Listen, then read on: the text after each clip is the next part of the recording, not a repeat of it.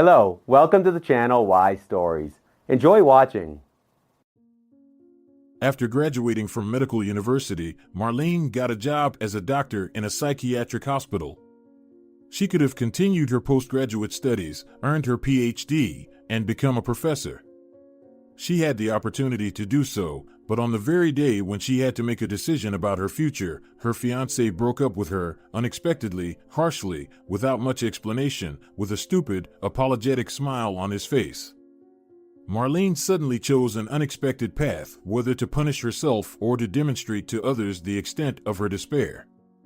Soon, she got used to her choice and was even surprised to realize that she liked it. She had more free time, and the money she was now earning came in handy, since otherwise she wouldn't have any income. Her ex-fiancé Raphael had been her only source of income during her studies, and she had fully realized this only when he broke up with her. Before, she wasn't really concerned with the financial side of her life. Her parents tried to help, especially in the first 2 years of her studies, but by the third year they were used to the fact that their daughter could handle everything on her own, and Marlene didn't want to disappoint them now. 2 years of work in the psychiatric hospital went by quickly. During the first months after the breakup with Raphael, Marlene suffered a lot. She waited for his calls, waited for him to apologize and regret his words. Every night she waited for the front door to open. Marlene didn't ask Raphael to return the second key to the apartment. She was looking for chance meetings with the traitor, walking alone along the familiar streets where they used to walk together, but it was all in vain.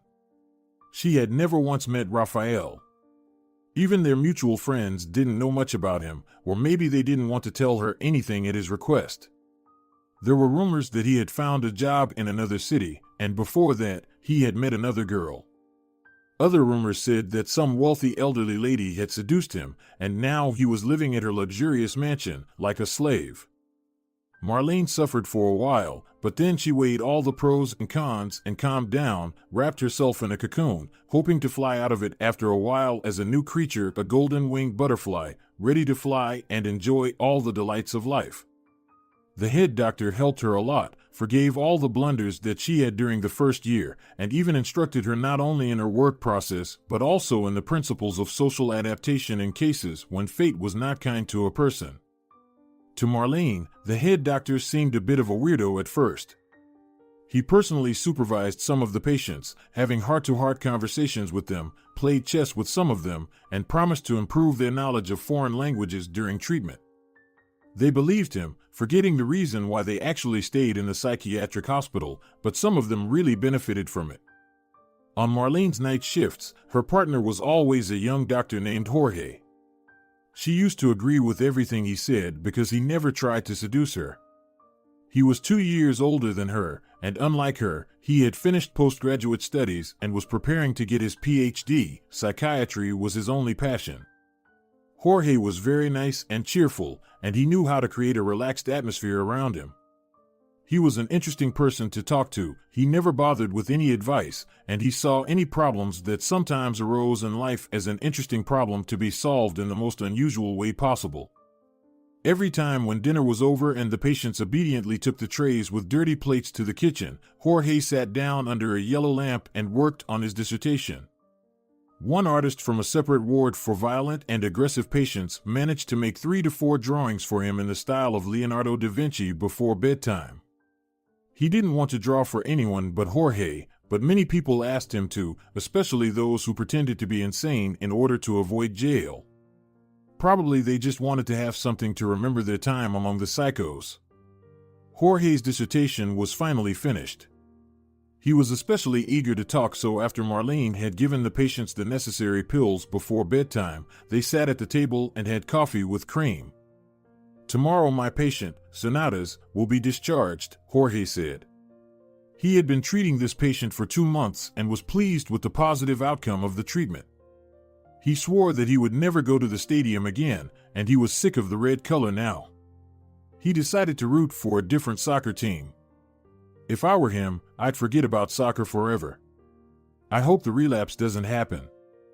"Oh, I hope so, too. That's my first successful patient.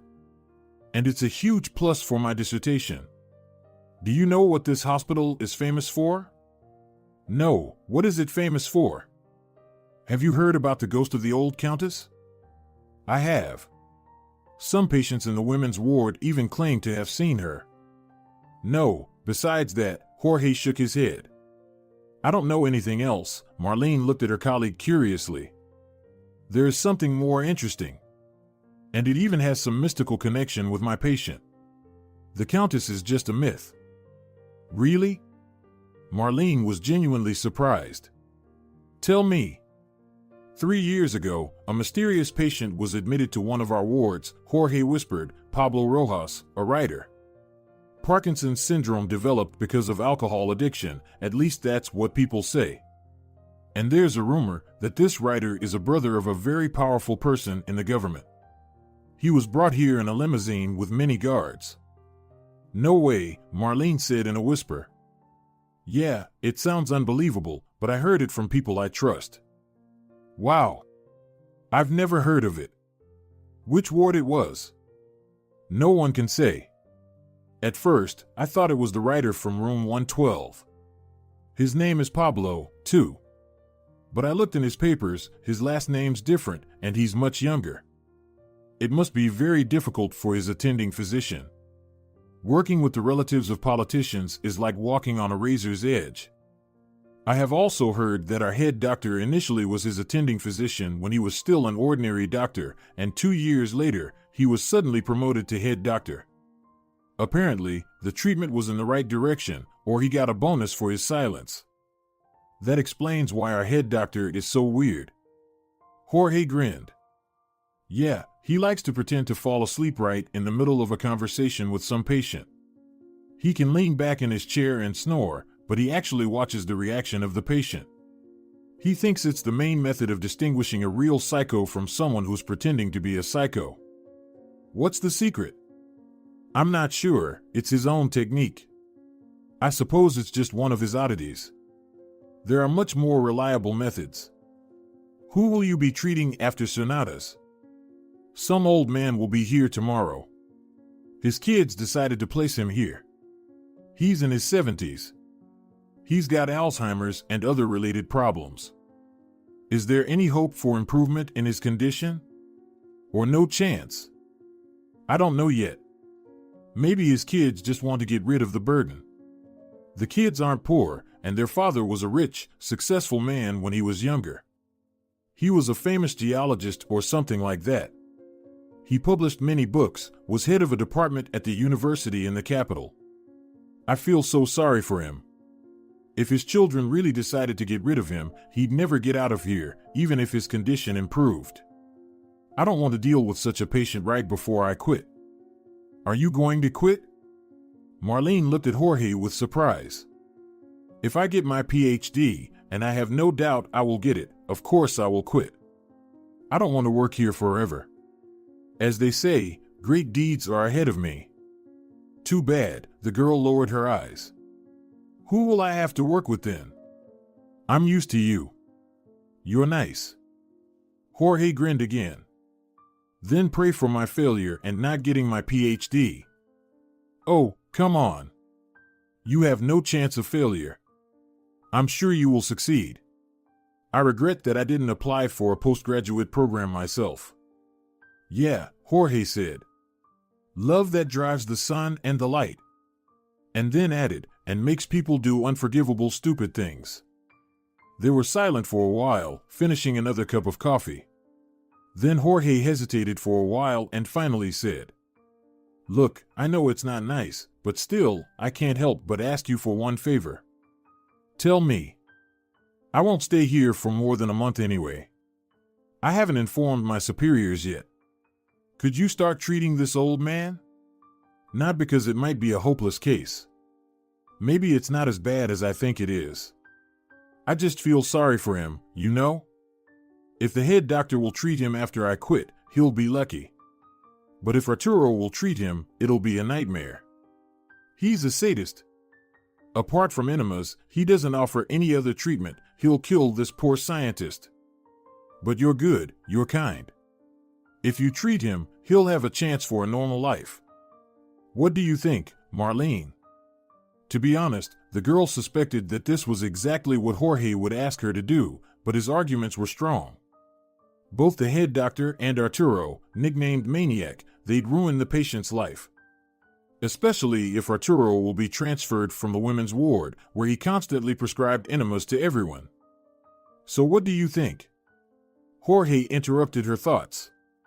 I'll be very grateful to you. When I get a good position in a research institute, I will definitely hire you. You're very smart. No one will ever appreciate your work here. And believe me, it's not just gratitude. It's just that I can see my own prospects and other people's. I'll need smart, hard-working people in my team. Marlene had no doubt that it would work out that way, and she agreed. She agreed, both because she didn't intend to stay at the hospital for long, and mostly because she was afraid of night shifts with Arturo, the maniac. The next morning, an elderly man was admitted to the hospital. While Marlene had the day off and was relaxing at home, Jorge went to work overtime, not on his scheduled shift. He decided to fill out all the necessary paperwork so that another doctor could treat the old patient. The head doctor was fine with it. The patient's children didn't really mind, too. Jorge even promised special attention and care, praised Marlene's professional and personal qualities in every possible way, and did it so persistently that the elderly man's children even voiced their willingness to reward Marlene with a small sum of money every week. Maybe they took Jorge's words for hidden extortion, or maybe there was still a remnant of humanity in them, which is difficult to remove from the human soul. In any case, everyone was satisfied with the deal except Marlene. She was a little upset about the money part of the deal, but it was stupid to refuse. Besides, if she refused, the patient's children might doubt whether their father would receive the promised care and attention, and request another doctor for their father. And Jorge, in his last month of work, was treating a soldier who had slashed his wrists in the train station restroom. He wanted to do something good before quitting this hospital and give the poor guy a certificate that he was no longer able to serve in the army. But the doctor couldn't do it. A week before the medical examination, the soldier's case was transferred to Erica de Saracho, a bitch who, on the contrary, did everything possible to bring the guy back to the military unit. After the examination, he took pills from other patients in the ward, mixing antipsychotics with tranquilizers, and at night he took all the pills he had. The nurses found him in the morning. It wasn't easy to save him, but the doctors did it. He was given a gastric lavage and morphine injection, and 3 hours later he was sent back to the military unit, even though his tongue was barely moving. Jorge quit earlier than he'd planned. He quarreled with Erica so much that she even complained about him to the ministry. And in that nervous condition, he couldn't even talk to Marlene. So, Marlene was left without a partner, concentrating all her strength and knowledge on the poor old man. Marlene was doing very well. Sergio turned out to be a very nice old man. In the moments when his memory became clear, which usually happened just before bedtime, he would tell her stories from his life, how he traveled around the world during geological expeditions, spending the long summer seasons in the forests and mountains, untraveled paths, unknown animals, some fantastic incidents. Sergio's stories became more and more extraordinary every night. Marlene was a very loyal listener, trying not to interrupt by asking questions. She was really interested, though she realized that the old man was probably making up half of his stories or adding some fantastical details to the ordinary everyday life of geologists. On one of such evenings, Sergio told Marlene one especially interesting story. It was 1974, he began. It was an unusual expedition to Burma. It is also known as Myanmar. Marlene, have you ever been to Myanmar or Thailand? No, Sergio. Not yet. I was studying, and I couldn't afford to travel. Yes, I understand, the old man replied. Just try to imagine what it was like in the 70s. Simple people could only dream about international trips. So they sent their 5 people. In addition to 3 geologists, there were 2 guys from the government special service. They were silent and stern. God only knows why they were watching us all this time. The civil war was still going on in Burma. The government was fighting the communist opposition. The communists were joined by rebels of all sorts and ethnic minorities. The country was being torn apart. That trip was dangerous. Geologists were treated normally on both sides. At least that's what we were told. Maybe just to keep us from getting nervous and distracted from our tasks, and the task was an exploration of jade and ruby resources. The government of Burma was also interested in it, as well as various criminal groups connected with the smuggling. Rice fields are often mixed with opium fields.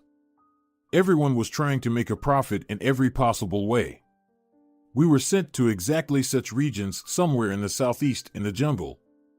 We got there safely. In my hometown, it was freezing, but there it was plus 30 Celsius. But the rains never stopped for a minute. We reached the right location according to the map, set up camp and some basic equipment, and began to work.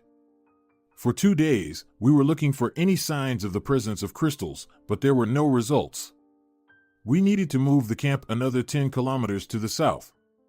I went to check the location beforehand. I turned out to be the strongest of all.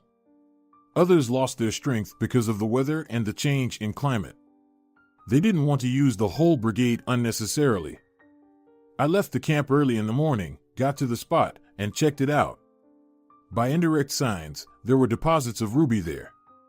In the evening I came back to the camp, but there was no one there. The tents were tattered, and coals from the fire were scattered across the meadow. It looked like something had exploded, and everyone had panicked. There were shell casings, the grass was crumpled. The smaller trees were broken. My first thought was that some local rebels had either captured or chased after the geologists who had managed to run away. But what could I do? I had to get out of there somehow.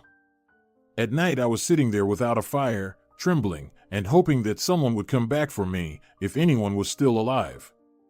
But no one ever came back to the camp. But I didn't find any maps or documents in the tents. All the papers were gone. The equipment was damaged. There was only one can of turkey left, and I had only a tablet with a compass and a hand-drawn map of the area where I went in the morning. I decided to head strictly to the north. Sooner or later I'll find some village anyway. I just need to avoid opium plantations. Thank God the rain had stopped, but the mosquitoes began to torment me. I walked without stopping till noon and came to the river. It was quite wide, with a very strong current.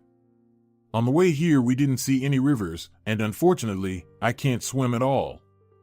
I didn't learn to swim as a child, and then I didn't consider it a vital skill. I went downstream, to the east.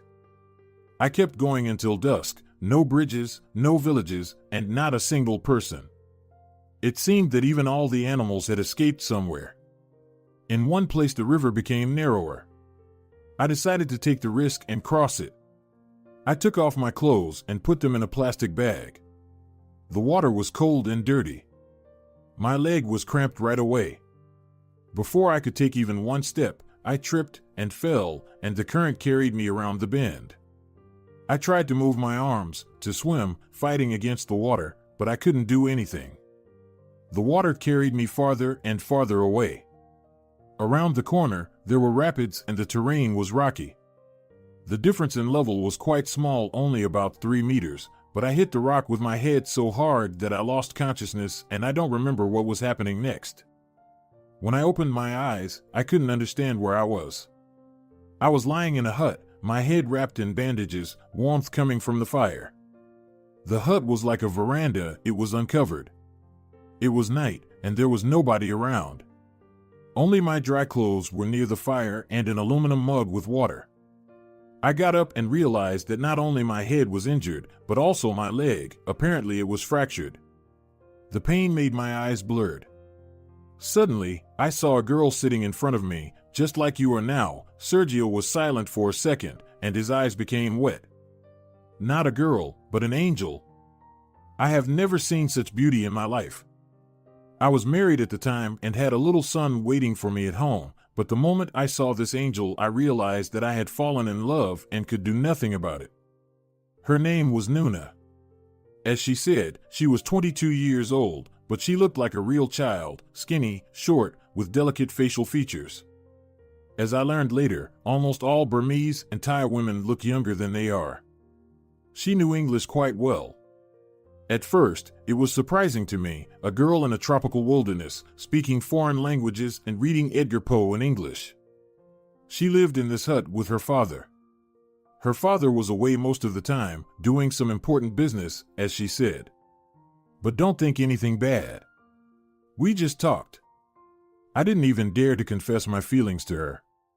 And then, when my leg healed and it was time to get out of here, I finally found out who she really was. Marlene, I realize you don't believe half of what I'm telling you. You probably think, here's just a crazy old man trying to impress everyone around. Come on, Sergio, she objected, though she realized that the old man was right. I'm ready to listen to your stories forever. All right, sweetheart. If I were you, I probably wouldn't believe it either, but I swear I didn't make up any of the details. Everything is true. So who was Nuna? A princess. What? Marlene was surprised. Yes, a real princess from a very ancient Burmese family. She and her father were hiding in the jungle from the communists who were hunting them. She didn't explain why they had a grudge against them. But the communists promised to pay a lot of money to anyone who would bring them their heads, so they had to hide from all the other gangs too. They took a big risk nursing me back to health and telling the truth about themselves, especially when they decided to send me back to the big world. I could have sold information about where they were hiding. But they had plans for me. By that time, they were preparing to move to another country. But they wanted to take all their family valuables with them. They needed to smuggle it all across the border somehow. There were some old documents, photographs, and a little over a kilogram of jewelry. Nuna's father showed me everything. I've never seen anything like that before. A beauty worthy of a queen. One day Nuna came to me wearing a marvelous dress with bracelets, necklaces, and rings on each of her fingers. I was dazzled. My heart burst out of my chest as I looked at her. How could I betray her? How could I refuse her? Maybe she understood that's why she trusted me unconditionally. I agreed. The next day they handed me 2 suitcases. One contained some of my belongings and modest gifts. The other contained samples from the area where expedition members had been sent. The second suitcase had a secret compartment where they put their treasures. I was supposed to get it all out of Burma and then wait for Nuna and her father. They led me by secret paths to the nearest safe village. From there I walked alone to my country's embassy. None of my team was ever found. What had happened in the camp and where everyone had gone remained a mystery to this day. I told the embassy my story, changing my rescuers to simple villagers. I don't think they believed me, but they didn't insist on the details. Moreover, the suitcases with samples and gifts were sent by diplomatic mail directly to my native city, where I safely picked them up and brought them home. Either no one really cared, or there were some arrangements that I was not supposed to know about. Oh, if I had a Nuna like her, I would write a love song for her. Someone said on the bed in the same room. A patient who named himself John Lennon and was listening attentively to Sergio's story decided to make a comment. The old man smiled. Yes, my friend John, Nuna was nice. Yeah, he agreed and closed his eyes, obviously imagining singing for that unusual girl. I'm so tired, Marlene, Sergio said, closing his eyes. It hurts to think about it. 40 years have passed, and yet the memory is as vivid as if it were yesterday. Marlene, I begin to forget it often, but I have not yet told everything about my beautiful Nuna and about you. About me? Marlene was surprised. Yes, darling, about you. But we'll talk about that some other time. I'm tired, besides you probably don't want to spend the whole night with an old crazy man. You have work to do.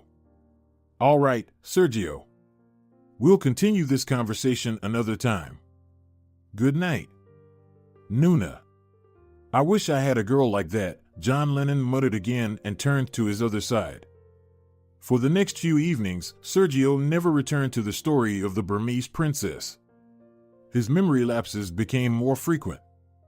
Sometimes he even began to forget his own name. He only came back to reality when Marlene was on shift. The tests showed that the disease was progressing. He had developed heart failure, which prevented him from taking the necessary medications. All of these medications were affecting the heart in one way or another. Arturo was finally removed from the female ward. Fortunately for Marlene, he was not her partner, but unfortunately for Sergio, he came to Sergio's section during his shifts. When there were bathing days, all the women would come to the men's section to bathe because renovations were going on in the female ward shower room. On such days, Arturo was a very kind man. He literally drooled. He would take the women into the showers as if they were a flock of sheep and spend all the time there until the last woman had finished showering. He made sure the women didn't fight over a bar of soap and helped them shave their legs if they asked for it. It was unclear why Arturo was entrusted with such a mission. But any other day, Arturo was as cruel as usual. The enema sticking out of his pocket spoke for itself. Even John tried not to bother him with his stories on such days. Marlene complained to the head doctor, pointing out Arturo's outrageous behavior towards patients, but he only told her to look for common ground with her colleagues. It sounded ridiculous. Marlene was ready to scratch that pervert's eyes out. But after a few conversations with Marlene, Arturo seemed to sense her determination and calmed down a bit. It was strange for Marlene that Arturo, who looked so brave and bold, turned out to be a total coward. Even the patients sensed this and began to fight back, and one night they caught him in the toilet at the moment when he abused one of the patients, and performed a special operation called enema under the guidance of the artist and to the joyful exclamations of John Lennon. And from that night on, Arturo never showed up in their ward again. Sergio began to recall the events of the past again, but his stories were getting shorter, and he never talked about Nuna again. To cheer him up, Marlene ordered him an unusual notebook as a gift. It was a real 300-page book with a beautiful cover with jumble patterns and the words "The Last Expedition" on it, but the pages were blank. Marlene hoped that Sergio would be able to fill them in himself. He was delighted at this attention. Armed with a pen, he spent half a day writing his notes and even invited an artist from the next room to decorate the book. The artist read the stories and illustrated them with marvelous drawings. This went on for about 2 months. Sergio wouldn't let Marlene read. She was the only one who didn't know what he was writing about. But the old man promised that as soon as he finished, he would give her the book and even dedicate it to her. However, his health was getting worse every week, and he began to have heart attacks at night. Marlene realized that he had only a few days left to live. He no longer told stories every evening. He would lie silent, staring at the ceiling. Marlene would sit beside him and hold his hand until he fell asleep. John, who had recently returned to his previous room from the ward for the aggressive patients, watched the whole scene in silence, looking at Marlene with childishly kind gray eyes. One February morning, when the snow was melting, revealing the pale previous year's grass, Sergio, who had woken up early, came to Marlene, who was dozing under a yellow lamp. "Here," he said quietly, placing his book in front of the girl. "I have finished it. Now you can read it. Read to the end. In the last chapter, you will learn a lot of important things from me and perhaps for yourself too. All right, Sergio. You're up early. How are you feeling?" "Now I'm good, Marlene. Now everything is good. Thanks to you." He gestured for the girl not to object. "You'll understand everything when you finish reading it." And Marlene didn't object. At home, she read the first 100 pages. Some of the stories were ones she had heard from Sergio, but some were new. The artist's beautiful illustrations were a delight to her eyes. The animals, drawn according to the old man's description, looked so mysterious. There were also landscapes of the wild forest, people around a campfire, singing to a guitar. In this company, Marlene easily recognized Sergio. The artist depicted him young, but he managed to emphasize the main features of his appearance so that it was impossible not to recognize him. She was surrounded by so many talented people, even though they were a little crazy. Marlene went to her next shift with the intention of expressing her admiration for both the artist and Sergio, but her wish was not destined to be realized. At work, she was informed that Sergio had passed away at 4 o'clock this afternoon. His heart had stopped. The old man's children, who had never visited him in the last 2 months, came to pick up the body the next day. Marlene knew that lately, before completely forgetting about their father, they had been arguing with him a lot, demanding something from him. They wanted him to either sign some papers or tell them where the papers were. Sergio did not react to the scolding and hysterics in any way. He just kept silent with his eyes lowered to the floor. Apparently, having failed to get any results from him, the brother and sister disappeared, but they continued to transfer money to Marlene's account. She hadn't withdrawn a penny of the money she had accumulated, hoping to give it all back one day. A little later, she learned that Sergio's relatives had taken his body to the city where they lived. No one invited her to the funeral, but she felt it her duty to see off the man who had dedicated a whole book to her. He had become almost like a part of her family during this short time. In the psychiatry faculty, they were told not to become attached to their patients, or they would eventually go insane due to the endless losses. Only now did Marlene understand this advice, but she couldn't help herself. She took a vacation, bought a ticket to that city, and at midnight on February 25th got on the train. The day was very sunny and warm. The hot sun was fiercely drowning the snow that had spread over the roads, and the warm wind was drying the soil where Marlene's sharp heels were sticking. Marlene didn't have much choice of clothing for such a situation. As a result, she was dressed unsuitable for both the weather and her mood. Despite the sad occasion, her thoughts were wandering around the still-living Sergio. It would be too cruel for the old man to live a few more years in a godforsaken hospital. Of course, he could still entertain both the girl and his unfortunate companions with interesting stories, but it was not real life, but only painful attempts to grasp at the past, which was fading away with each passing week and becoming like barely visible shadows. Sergio probably realized it himself, and that's why he left life with consciousness and dignity, having had time to make the right conclusions. Marlene had never thought about God or heaven before, but at those moments, when she entered the cemetery gate, she suddenly realized that heaven existed. She could almost see it, feel it with her skin, hear the joyful voices and laughter, feel the heat from the fire surrounded by bearded men singing songs to the guitar. And it seemed as if Sergio was even waving to her and pointing with his finger somewhere towards the east. She looked there and saw an amazingly beautiful girl hurrying to join the company of bearded men. Marlene knew it was Princess Nuna. Right. Now they would surely meet and tell each other about the things they couldn't tell 40 years ago. Marlene was late for the farewell ceremony. The coffin with the body was already being buried in the grave, but she thought it was for the best. She didn't want to see pale Sergio with his arms crossed across his chest. She wanted to remember him alive. Not many people came to say the last goodbye to him. Sergio's son and daughter and some other man were standing in front of the others. Marlene could only see their backs. At a distance, as if afraid to approach them, there were another 7 people. She recognized 2 of them, although she had never met them in person, elderly men, a little younger than the deceased. It was unbelievable, but the artist managed to illustrate their faces perfectly correctly in Sergio's book. How could this be possible? Marlene didn't know. One of the men nodded slightly, looking at her face curiously, and said something to his companion. He also looked at Marlene, and it was clear how much surprised he was. Marlene was confused by this. How could they possibly know her? Sergio had never had visitors at the hospital other than his children. The 3 people in the front row threw handfuls of soil on the coffin, letting the others come closer for the ceremony.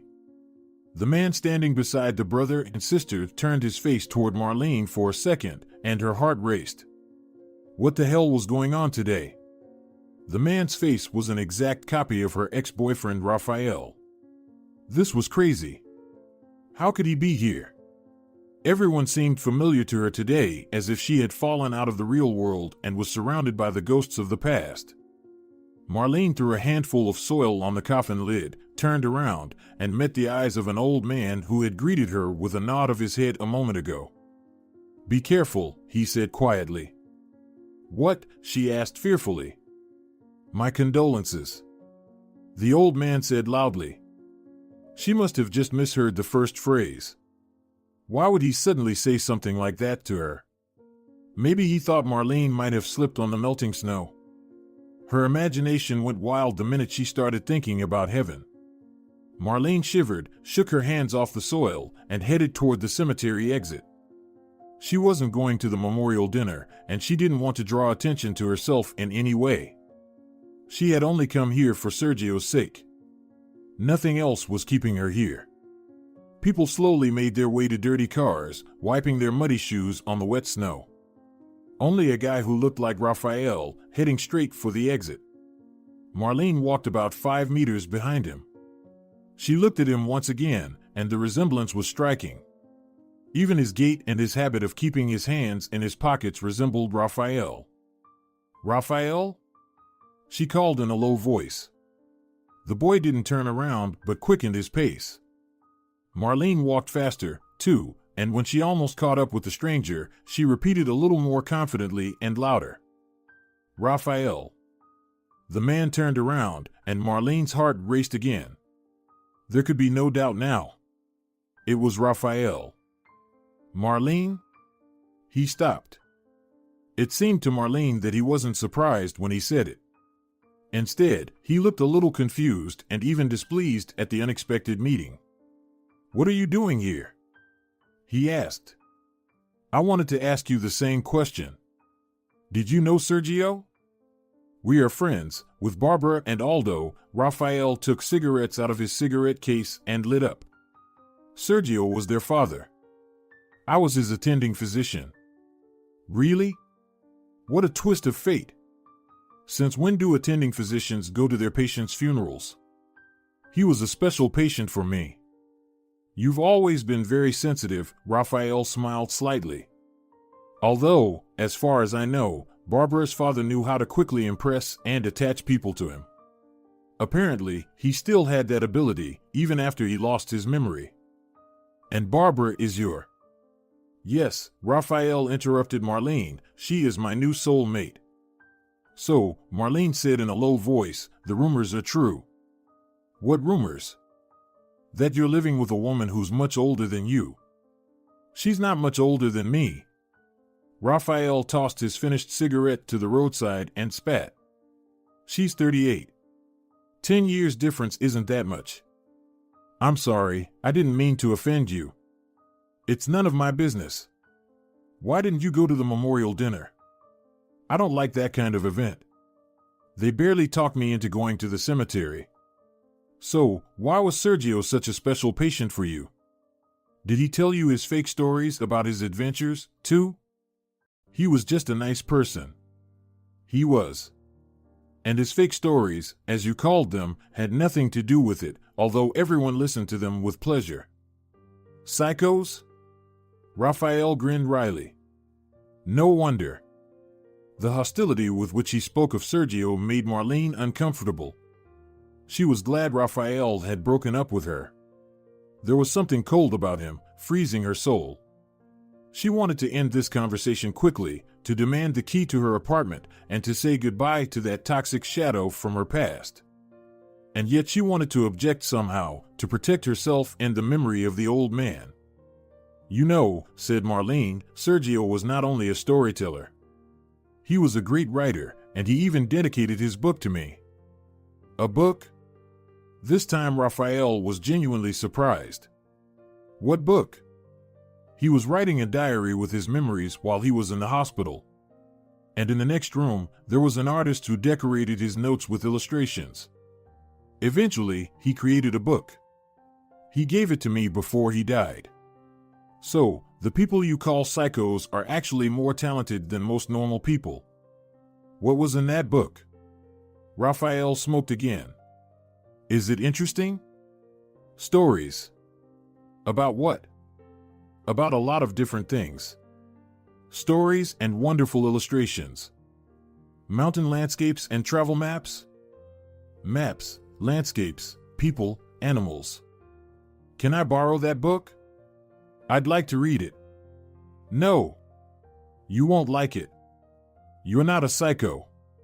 Okay, Raphael frowned and stopped. I was just kidding. Anyway, it was nice to see you. I got some business to take care of. Can I give you a ride somewhere? No, thanks. Goodbye. Oh, and, can I have my key back, please?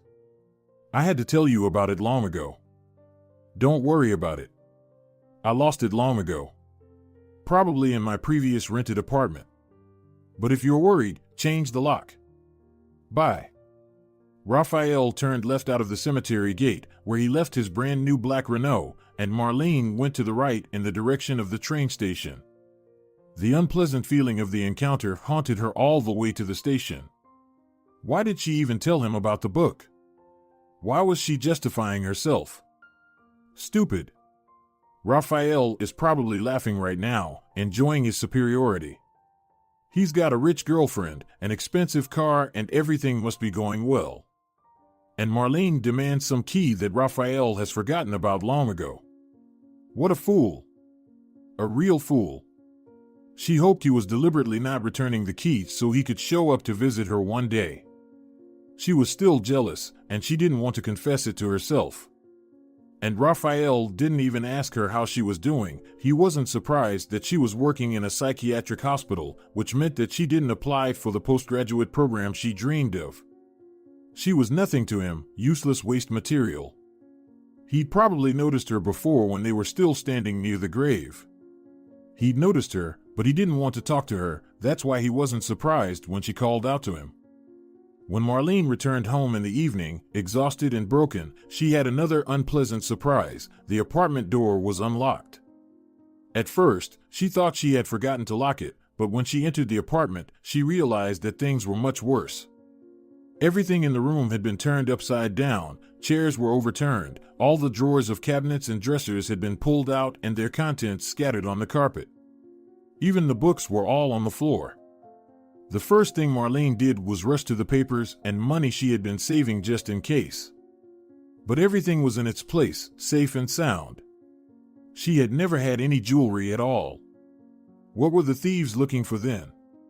Marlene sat helplessly on the floor and, looking around the mess with helpless eyes, tried to find common sense in the actions of the burglars.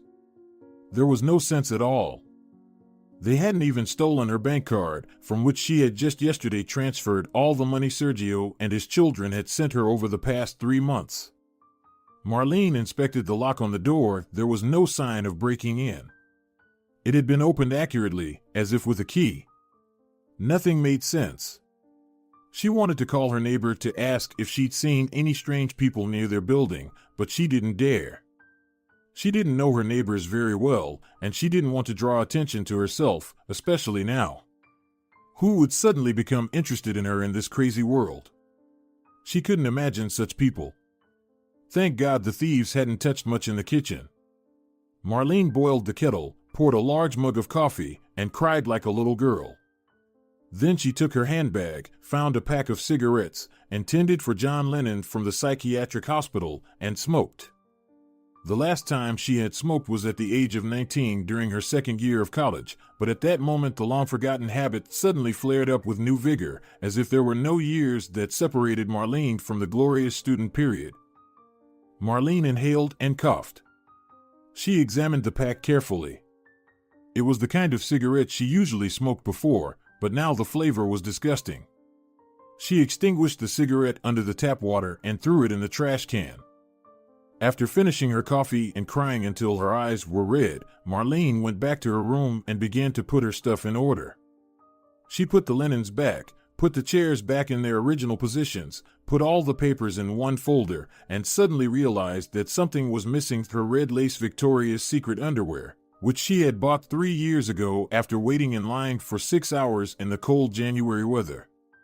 She'd only worn them once, on the night of her and Raphael's anniversary. It was too weird. Did the thieves come for her underwear? She laughed. What nonsense. Maybe she just put her underwear somewhere else. But no. The red silk robe from the lingerie set was lying in its place, but the panties were obviously missing. Whoever these thieves were, they clearly had a problem with imagination. Strangely enough, this fact cheered Marlene up. She was just finishing putting the books back on the shelves when Sergio's last expedition got into her hands. Picking it up, Marlene noticed that a photograph had fallen out of the book. The girl picked up the picture and took a closer look. No way! She couldn't believe her eyes. She, Marlene Gallardo, was looking at her from the picture, only very young and wearing strange clothes that she never had. The picture was old, cracked, and yellowed by time, but her face was clearly visible. Dark eyes, high cheekbones. People always thought Marlene was from Asia. She got those facial features from her father, who actually didn't know which of his ancestors had such Asian features. It was too much for just one day. There was no way that Marlene was in that photo. She had to find the answer in a book. The girl opened the last chapter Sergio had told her about and began to read. I waited for over a month, hoping that Nuna and her father would soon be knocking on my door, but that never happened. I went back to work. Everything went on as usual. I got a bonus for the samples from Burma delivered to the Institute. There was no news about the missing expedition members. Despite the separation, Nuna's image never ceased to torment my heart. My wife seemed to sense it and asked me in every possible way whether I had fallen out of love with her and whether I was planning something evil. I felt guilty. I loved her, I loved our son. 4 months later, learning that we would have another child, I was sincerely happy about it, but it was a completely different love, familiar, simple, cozy, not requiring any tension. I saw my feelings for Nuna differently. This amazing girl sounded in my soul as an echo of something heavenly, equal to the real miracle. But the fear for her fate grew stronger every day. I began to read the newspapers, hoping to find news about the latest events in Burma. And one day such news caught my eye. A father and daughter of a noble Burmese family had been captured and later killed by a group hostile to both the government and the communists, and a great price had been paid for their heads. The news didn't mention their names or any specific information, but everything was clear to me. I left with my suitcase to my old summer house, telling my wife that I was going on a business trip, and spent the whole day there shedding bitter tears, thinking about my princess who had died in agony. And yet I could have been wrong. The news could have been about a different family that had nothing to do with Nuna. It was a poor reason to keep believing, but it lurked in my heart as a burning fire. I took the jewelry out of the secret compartment, not knowing what to do with it. I could safely keep the papers at home, but there was no way I could explain the presence of these treasures at my home.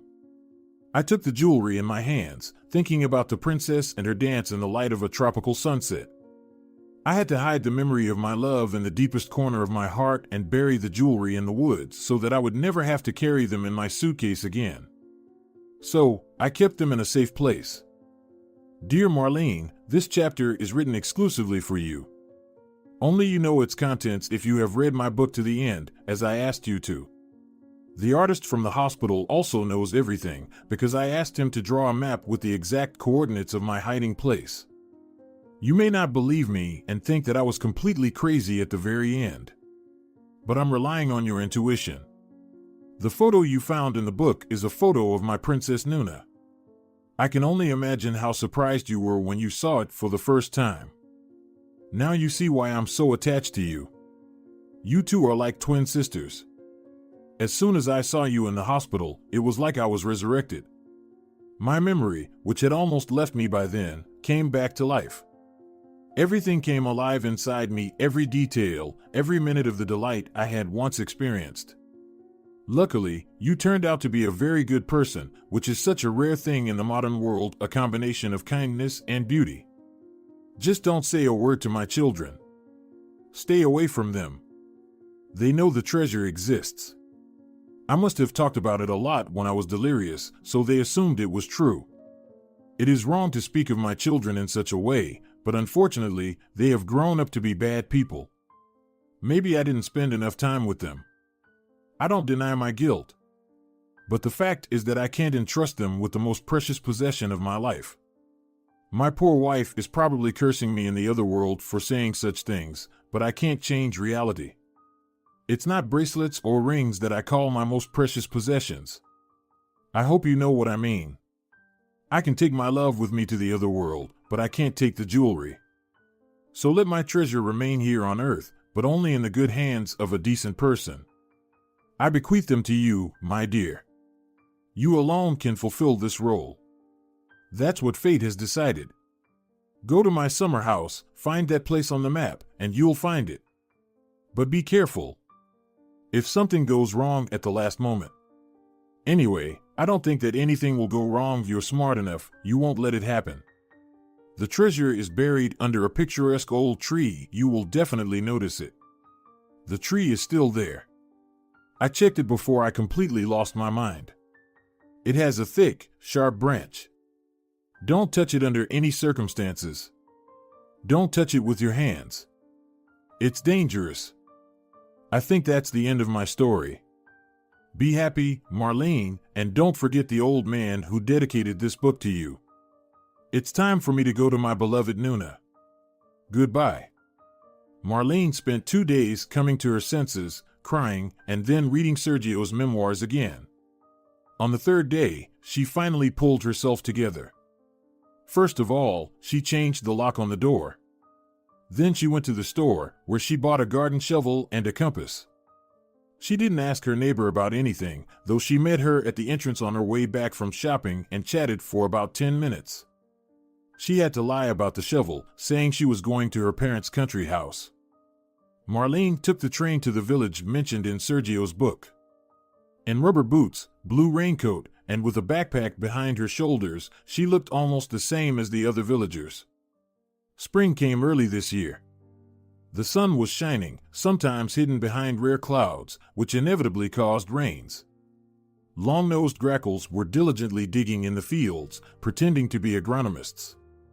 The last bullfinches and bluebirds had already migrated outside the city, preparing to return to the forest for the whole summer, lose their bright winter plumage, and get lost in the foliage of the trees. The mud crunched underfoot. Marlene could hear the snow melting on the roadsides hissing. It was impossible not to smile at the sight of it all. Marlene smiled, even though her thoughts were still wandering around the unhappy recent events. Were the thieves looking for Sergio's book? This thought had occurred to her only this morning when the locksmith in glasses was scrutinizing her old lock. So, do you think that thieves have picked the lock? Yes, that's right, she answered. Either a pro did it, or someone who had a key, the locksmith concluded. Only Raphael had the key, but Marlene had seen him at the cemetery the day someone broke into her apartment. The brother and sister were there, too. Sergio said that the children had guessed that the treasure existed. One day she even heard them arguing about some papers. Were they looking for a map? Stupid. She told Raphael about the book. No. It's impossible. Well, theoretically, he could get to her city much faster by car than she could get there by train. But it all seemed silly and weird. How could he possibly know about her patient's history? Nonsense. But then who could have known she kept that book at home? It took Marlene almost an hour to get from the train station to Sergio's summer house. The houses in this area were mostly abandoned. It was clear from their cracked roofs, broken glass in the windows, and fences that leaned to the ground. Sergio's house looked decent enough against all the other houses. Marlene took out her compass and checked the map. The direction was toward the forest, which was about 100 meters from the house. Here the ground, which had not been smashed by cars, was getting harder, so it was easier to walk. She had to go deeper into the forest for another 200 meters. Finally, the desired location opened in front of her eyes. It was a very small glade, overgrown with low shrubbery, sprinkled with water droplets, and with a huge anthill around the trunk of a thick oak tree. Not far from the oak tree, Marlene saw the very driftwood that the artist had drawn in the book. She had to dig right next to it. Marlene thought she heard something crunching behind her. She turned around and listened. It was quiet, only a stream was babbling somewhere. She took off her backpack, unfolded the folding shovel, and began to dig. Her heart was pounding excitedly in her chest. It was easy to dig, the soil was moist and soft. Marlene had gone about a meter deep when the blade of the shovel hit something hard. She threw the shovel away and began to dig with her hands. Yes, Sergio wasn't lying that the treasure did exist. It was a box, a wooden box wrapped in cloth and plastic wrap. When Marlene opened it, the sunlight reflected by the diamond blinded her for a second. Yes, it was exactly what the old man was talking about. Bracelets, rings, necklaces, earrings, and gold chains. It must have cost a lot of money, considering not only the stones and precious metals, but the history of the jewelry itself. Of course, Marlene never thought for a minute about selling it all. She also didn't want to keep it all for herself, even though Sergio had bequeathed the jewelry to her. Marlene was already thinking about how to give the treasures to their true heirs somewhere in Burma. The girl continued to stand in the pit, looking at the colorful stones and hesitating to touch them with her hand when a voice suddenly sounded above her head. Well, there's our princess. Well, hello there. It's been a while." Marlene shuddered and looked up. It was Raphael. "You," she said in surprise. "You weren't expecting me?" "I knew you were the only one who could break into my apartment, but I didn't want to believe it." "Good for you. You did the right thing. Now, baby, please give me the box and I'll leave as quietly as I came." "Go to hell, bastard," Marlene said loudly, surprised at her own courage. Her thoughts began to work in her head with lightning speed. "Oh, I'm so scared." Raphael grinned, and a gun appeared in his hand. "I'm not going to count to 3. This is not a movie, sweetheart. If I bury you in this hole, no one will ever find you. You ain't got no friends, and nobody knows where you went this morning. Don't be stupid. I'll pull the trigger. I mean it." Tears involuntarily streamed from Marlene's eyes. Would it really end like this? Would all Sergio's requests and feelings be buried here with Marlene? So trivial, at gunpoint and under the gaze of some shameless scoundrel? But what could she do? If he left her alive, would there be any chance of somehow turning things in the right direction? Not likely. Legally, she was not related to Sergio and had no right to claim anything. Moreover, the case could even turn against her, since she was Sergio's attending physician and had the motive and opportunity to drive him to his grave out of self-interest. Now this crazy family will sell the jewelry along with the historical documents to some bargainer. The money will be enough to buy one more house, one more car, and maybe even to live happily for the rest of their pathetic lives. It was so unfair and disgusting. Marlene wiped away her tears, smearing the mud from her wet gloves on her cheeks, grasped the driftwood with one hand, and placed the box in front of Raphael with the other. The driftwood shifted slightly under the weight of her body, and Sergio's words about the driftwood flashed in her head. He had told her not to touch it under any circumstances. What if? All right, she's got nothing to lose. If she pressed it harder, something would definitely happen. Marlene didn't doubt any of Sergio's words now, and she didn't have any other options anyway. So, she hung onto that mysterious driftwood with her whole body. It worked like a lever. With a creak, it turned 90 degrees downward and stopped. The sound of last year's leaves rising into the air could be heard from behind the driftwood. In a moment, Raphael's body flew upward, entangled in a net of thick ropes. It was a trap. Raphael, caught like a fish and entangled in the ropes, began firing his gun randomly at Marlene. She grabbed the box and crouched in the hole, hiding her head behind a driftwood trunk. A moment later, Marlene peered out from the hiding place.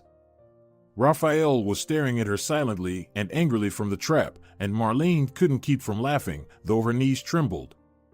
Raphael was floundering clumsily in the trap, like a cat in a shopping bag. He tried to free his tangled leg.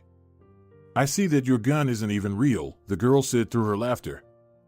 "I'll finish you off anyway," Raphael shouted. "You'd better free me, and we'll do as I suggested. Try to save yourself first, you asshole." Marlene climbed out of the pit, put the box in her backpack, and put down the shovel. "Where are you going?" The man moaned pathetically. Marlene pretended not to hear him. "This is not a joke, Marlene." Raphael threatened her again. "Do you realize what kind of people you're messing with? We're not going to leave it like that." "What kind of people am I messing with?" "I guess Sergio's children don't even know about your trip to get the map. You wanted to get everything by yourself. Right, Raphael? What's the difference?" Raphael wouldn't stop. "I'm not greedy, I'll share it with them. There's enough for everyone. If you want, I can give you a ring." "Shove that ring up your ass. Well, if anyone finds you here in the next couple of days." "Now I know who you really are, Raphael. Do you want me to tell you how everything really happened?" "Fuck you. I'll tell you. The train is 3 hours away. So, listen. I think you met Sergio by accident. I wouldn't be surprised if it was when you and I were living together. He told stories about his expeditions, but no one took them seriously except you. But you sensed the prophet, won his trust, and got acquainted with his family. He naively told you about his princess, even showed you a picture of her, and slightly hinted at the existence of a certain box buried somewhere in the woods, which should be returned to its rightful owners, if any are found. But you're impatient. I think you pushed the old man too hard with your questions about the treasure, and he realized in time who you really are and why you were communicating with his daughter. He saw your rotten soul and stopped talking. And then the disease came. Sergio began to lose his memory.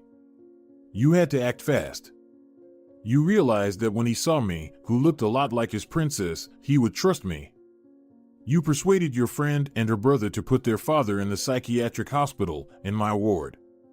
Maybe if it wasn't for you, they'd have left the old man at home with a nurse. Maybe they're the same bastards as you are. Your plan worked. You realized it when you accidentally met me at the funeral. According to your calculations, we were supposed to meet a little later, so you could find out everything about my conversations with Sergio, but it turned out even better. I told you everything myself in just 5 minutes. You immediately rushed to my apartment and rummaged through all the drawers and shelves, but you didn't realize that the old man's memories looked like a real book.